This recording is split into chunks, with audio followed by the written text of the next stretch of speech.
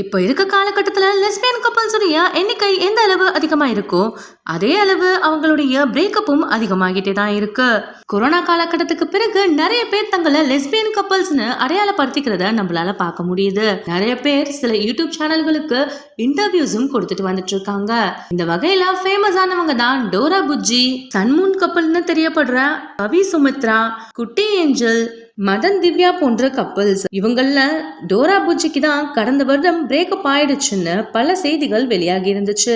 இவங்களுக்கு லட்சக்கணக்கில் ஃபேன்ஸ் இருந்தாலுமே அவங்கள ட்ரோல் பண்றதுக்கு அவங்களுடைய பிரேக்கப்புக்கு பிறகு ஒரு கூட்டமே காத்துட்டு இருந்துச்சுன்னு சொல்லணும். இந்த வரிசையில சன்மூன் கப்பலுங்கிற கவி சுமித்ராவுக்குமே பிரேக்கப் ஆகிருக்கு. இவங்க ரெண்டு பேருடைய பிரேக்கப்புக்கு என்ன காரணம்னு கவியும் சுமித்ராவும் பல யூடியூப் சேனல்களுக்கு மாத்தி மாத்தி பேட்டி கொடுத்துட்டு வந்துட்டு இருக்காங்க.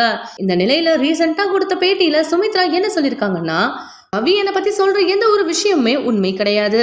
அவங்க டிகிரி முடிச்சிருக்கேன்னு சொல்றாங்க, ஆனா டிகிரி முடிக்கல. அவங்க 12th ஸ்டாண்டர்ட் தான் படிச்சிருக்காங்க. அவங்களுக்கு உடம்பு சரியாம ஹாஸ்பிட்டல்ல அட்மிட் பண்ணிட்டு இருந்த பொழுது கூட அவங்க ஃபேமிலியில இருந்து யாரும் வந்து அவங்கள பார்க்கல. என்னுடைய சொந்த பணத்தை வச்சு மட்டும்தான் அவங்களுக்கு நான் ட்ரீட்மெண்ட் பார்த்தேன். அதையெல்லாம் மறந்துட்டு என்னை பத்தி தப்பா பேசிட்டு இருக்காங்கன்னு சொல்லியிருக்காங்க.